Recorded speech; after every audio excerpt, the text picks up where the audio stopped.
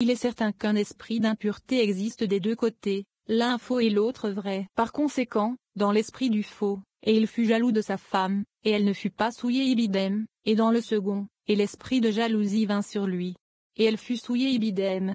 83. Il demande, peut-il y avoir une quelconque vérité dans un esprit d'impureté? Il répond, c'est parce que dans l'homme, qui est issu de l'arbre du bien et du mal, il existe le mauvais penchant, le serpent. Quand un homme a une belle femme, qui est l'âme, dans toutes ses bonnes actions, il est dit, une femme vertueuse est une couronne pour son mari. Michelet 12.2.4. Le mauvais penchant est jaloux. Comme nous avons constaté que le serpent était jaloux d'Adam à cause de sa femme, alors il l'a séduite et l'a fait mourir. Parfois, il la domine par ses péchés et la souille, et elle devient une carcasse. 84. Le mauvais penchant sur son côté droit, qui est le rang d'Ismaël, est appelé le serpent. Du côté gauche, qui est le rang d'Ésaü, qui est Samaël, il est appelé un chien qui est nommé sur Genon, qui aboie, avav, arf, comme écrit, la sangsue a deux filles, qui crient, donne, eb. Ave, ibidem 32.15. Elle veut brûler l'âme qui a été rendue impure par son feu à Genon. C'est ce qui est signifié par, et l'esprit de jalousie vint sur lui, et il fut jaloux de sa femme véridique, et elle fut souillée. Parfois, il l'accuse faussement parce qu'elle n'a pas été souillée. 85. Pour elle, il a été dit, et la fille d'un prêtre, qui est Michaël, qui dénote l'époux, et l'âme est société anonyme fille. Lorsqu'elle se profane en se prostituant, elle profane son père. Elle sera brûlée au feu. Vaïkra 21.2.9. Là, la souillure est détruite et elle s'en purifie, tout comme l'argent qui se purifie dans le feu et le plomb, qui est le déchet, est brûlé, devient poussière et se perd. 86. Il en est de même pour les enfants d'Israël. Lorsqu'ils profanent la Torah, le Saint, béni soit-il, les envoie en exil parmi les enfants d'Ésaü et les enfants d'Ismaël sous leur servitude, dont le rang est celui du chien et du serpent, et ils y sont punis. Grâce à eux, ils deviennent dégagés, purifiés et raffinés comme le raffinement de l'argent et l'épreuve de l'or. C'est ce qui est dit, il les affinera comme on affine l'argent, et il les éprouvera comme on éprouve l'or. Zacharie 13.2.9. Jusqu'à ce que cela soit vrai pour eux, si vos péchés sont comme l'écarlate, ils seront blancs comme la neige. Yeshaïa 2.18. 87. Il est écrit à propos de l'arbre de la connaissance du bien et du mal, et Hachem lui montra un arbre qui, lorsqu'il l'eut jeté dans les eaux, rendit les eaux douces. Shemo 15h25. Puisque les enfants d'Israël étaient mêlés aux multitudes mixtes, ils étaient tous de l'arbre de la connaissance du bien et du mal. Par conséquent, ils sont à moitié doux du côté droit et à moitié amers du côté gauche. Lorsque la multitude mélangée a fait pécher les enfants d'Israël, c'est comme si tous étaient du côté du mal. Par conséquent, les eaux sont retournées à leur état amer comme l'arbre qui a été jeté dans l'eau. C'est ce qui est signifié par, et lorsqu'ils arrivèrent à Mara, ils ne purent boire des eaux de Mara, car elles étaient amères. Shemo 15h23. 88. L'arbre amer qu'il jeta dans l'eau était similaire au test d'une femme soupçonnée d'adultère. Si elle s'écartait en effet de son mari, les eaux qu'elle devait boire devenaient amères, et à cause d'elle, son ventre se gonflait, et sa cuisse tombait. Bamidbar 5h27. Si elle n'a pas dévié, il est écrit, alors elle sera libre, et concevra une semence. Ibidem 28, et donnera naissance à un fils. Ici aussi, les eaux devinrent douces. 89. De la même manière, Israël sera testé lors de la dernière rédemption. C'est ce que l'on entend par, plusieurs se purifieront et se blanchiront. Daniel 12h10. Ceux qui sont du bon côté et qui passent l'épreuve, mais les méchants feront le mal. Ibidem, parce qu'ils sont du côté du mal et par eux, cela s'accomplira, ils n'entreront pas dans le pays d'Israël. Yeshézéchiel 13.2.9, et ils les tuent. 90. Mais les sages comprendront. Daniel 12.10, puisqu'ils sont du côté de Bina, qui est l'arbre de vie. Pour eux, il a été dit, et les sages brilleront comme l'éclat du firmament. Ibidem 3, avec ta composition, du Rabbi Shimon Bar Yoché, qui est le livre du Zar, de la lumière de l'Ima céleste appelée repentance. Ils n'ont pas besoin de test et, parce que les enfants d'Israël dans le futur goûteront à l'arbre de vie, qui est ce livre du Zar, ils quitteront l'exil avec miséricorde. Il sera vrai à leur sujet que c'est ainsi que Hachem l'a conduit, et il n'y avait pas dès l'étranger avec lui. Devarim 32.2.12.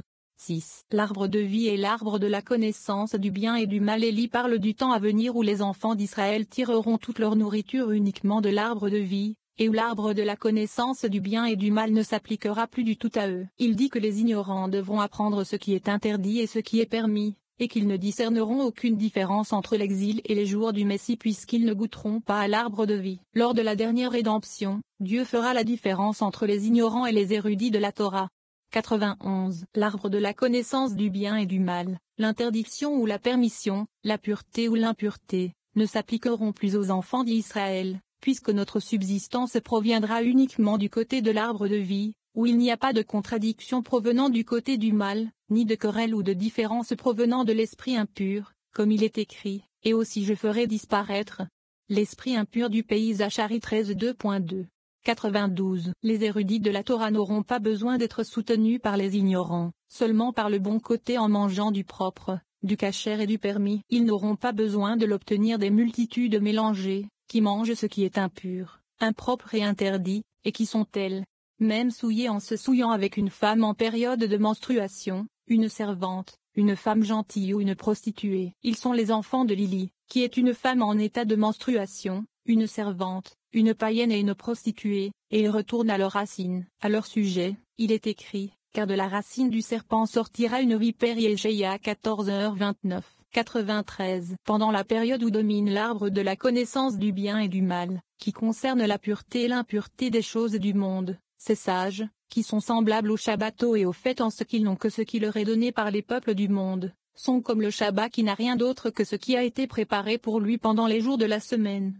94. Pendant la période où l'arbre de vie domine, l'arbre de la connaissance du bien et du mal est soumis. Les gens du peuple n'auront rien d'autre que ce que les érudits de la Torah leur distribueront et eux, les gens du peuple, seront soumis comme jamais auparavant.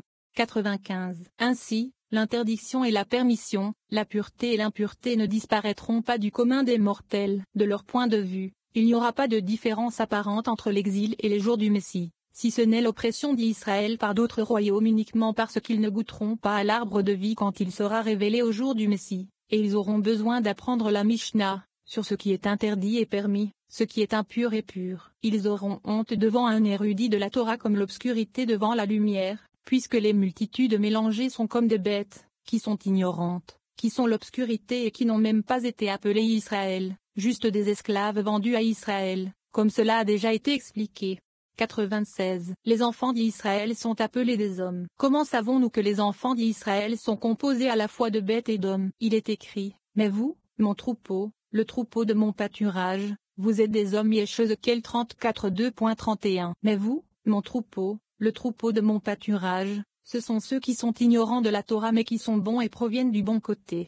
Sont des hommes fait référence aux érudits de la Torah. 97. Il y est également fait allusion dans ce verset, tel qu'il est écrit, « Oh, si mon peuple m'écoutait, Israël » Tezillim 81:2.14. Après avoir mentionné mon peuple, pourquoi dire Israël? Parce que mon peuple fait référence aux gens ordinaires et Israël fait allusion aux érudits de la Torah. C'est pour eux qu'il est mentionné. Et les enfants d'Israël sortirent la main haute. Shemot 14:2.8. 98. De même que le Saint, béni soit-il, les a divisés au mont Sinaï, de même il les différenciera lors de la dernière rédemption, car il est dit par Israël, et les enfants d'Israël montèrent armés, et Shamushim, hors du pays d'Égypte. Shemot 13h18. Shamushim signifie du côté de l'arbre de vie, c'est Zahir-Ampin, qui sont les 50, et Shamishim, année de jubilé, c'est Bina, car Zahir-Ampin les reçoit de Bina. À leur sujet, il est dit, ils monteront sur la montagne. Shemot 19h13, et l'ange d'Élohim, qui marchait devant le camp d'Israël, se retira. Shemot 14h19, et à eux, il est dit, je vous ai porté sur des ailes d'aigle. Shemot 19:2.4, ce qui fait référence au nuage de gloire, et je vous ai amené à moi. Ibidem, et aussi et les enfants d'Israël sont sortis avec une main élevée. Il fera donc sortir les érudits de la Torah avec tout cet honneur. 99. Il est mentionné par ceux qui ignorent la Torah mais qui sont du bon côté, et il se tenait au pied de la montagne. Shemot 19h17. Il en sera de même lors de la dernière rédemption, sous la direction des érudits de la Torah, comme un esclave qui suit les pas du cheval de son Seigneur. De même qu'il leur a été dit au pied de la montagne, si vous acceptez la Torah, c'est mieux, mais si vous ne l'acceptez pas, c'est là que vous serez enterrés. De même il leur dira à la dernière rédemption, si vous acceptez sur vous un érudit de la Torah pendant la rédemption de l'exil, comme un cavalier avec son serviteur, c'est mieux, et si vous ne l'acceptez pas, c'est là, en exil, que vous serez enterrés. 7. Les multitudes mélangées. Nous apprenons d'Élie qu'aucun nouveau converti ne sera accepté pendant les jours du Messie. Moïse demande à Élie de faire tout son possible pour ne pas retarder la rédemption, car Moïse attend dans la prison de la tombe à cause des péchés de son peuple. Il dit que les érudits de la Torah souffrent et que les multitudes mélangées prospèrent, et adjure Élie de dire ces choses à Dieu. 100. Les multitudes mélangées sont comme il est écrit là, et quand le peuple vit cela, il fut ébranlé et se tint à l'écart. Shemot 20h18. Ils seront loin de la rédemption et ils regarderont les érudits de la Torah et la nation sainte dans toute cette gloire, mais ils seront loin d'eux. S'ils souhaitent se joindre à eux, il est écrit, aucune main ne le touchera, mais il sera lapidé ou transpercé. Ibidem 19h13. Pendant cette période, cela se réalisera pour Israël. C'est ainsi qu'Hachem le dirigea. Et il n'y eut pas d'étranger avec lui. Devarim 32:2.12. Il a déjà été expliqué qu'aucun nouveau converti ne sera accepté pendant les jours du Messie, et les méchants se tairont dans les ténèbres. Muel 2:9. Ce sont les multitudes mélangées. C'est pourquoi le prophète a proclamé pour elles, ils n'entreront pas non plus dans le pays d'Israël. Yeshézéchiel 13:2.9. 101. Elijah a dit au berger fidèle, berger fidèle, il est temps de se lever et d'apporter la pleine rédemption. Tu prononces un serment solennel sur moi, c'est-à-dire que tu me fais jurer que je dois apporter la rédemption. Pour vous, je veux me lever, puisque le Saint, béni soit-il, m'a donné la permission de me révéler à vous dans votre prison, dans votre lieu de sépulture, et de vous faire du bien car vous êtes profanés par les péchés du peuple. Comme dans une prison, il est parmi eux. C'est le sens de mais il a été blessé à cause de nos transgressions. Yeshaïa 53:2.5. 102. Le berger fidèle lui dit, j'entonne sur toi solennellement le nom de Yudevave, pour que tu fasses tout ton possible pour ne pas retarder la rédemption, puisque existe dans une grande détresse. Car à mon sujet, il est écrit, il regarda de tous côtés et vit qu'il n'y avait personne. Shemot 2h12, pour m'aider, pour me sortir de cette détresse, de cette tombe. Puisqu'il est dit à mon sujet, car ils ont fait sa tombe parmi les méchants. Yeshaïa 53:2.9. Ils ne me reconnaissent pas mais me considèrent comme l'un des méchants mélangés, comme un chien mort qui a provoqué une puanteur parmi eux. La sagesse des scribes deviendra vaporeuse, puante, parmi eux, dans chaque ville et dans tous les lieux où les enfants d'Israël sont dispersés.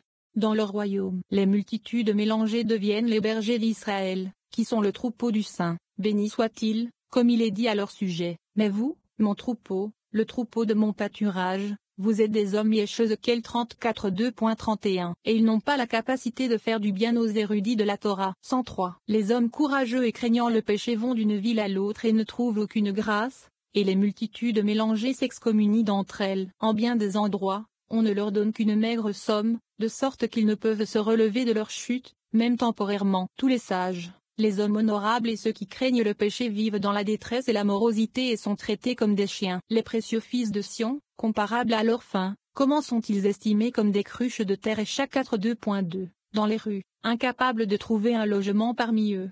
104. Pendant ce temps, les multitudes mélangées sont riches, vivent en paix, dans le bonheur, sans douleur, sans aucun chagrin, des voleurs, des corrupteurs, qui sont les juges, l'élite de leur peuple, car la terre est remplie de violence par eux. Béréchit 6h13. À leur sujet, il est écrit, ses adversaires sont devenus les principaux échats. 5. Le chevalier fidèle dit à Elijah, avec un serment solennel sur toi, la deuxième fois, sur la vie ou le nom d'Hachem, Hachem Tsvaot, l'Élohim d'Israël, qui trône sur les chérubins, que toutes ces paroles ne manqueront pas de ta bouche, de toutes tes forces, dis-leur devant le Saint, béni soit-il, pour montrer leur détresse. Fin de la Reyam Remna. 8. Pourquoi, quand je suis venu, il n'y avait pas d'homme? Rabbi Elazar parle du quorum de 10 personnes requis dans la synagogue.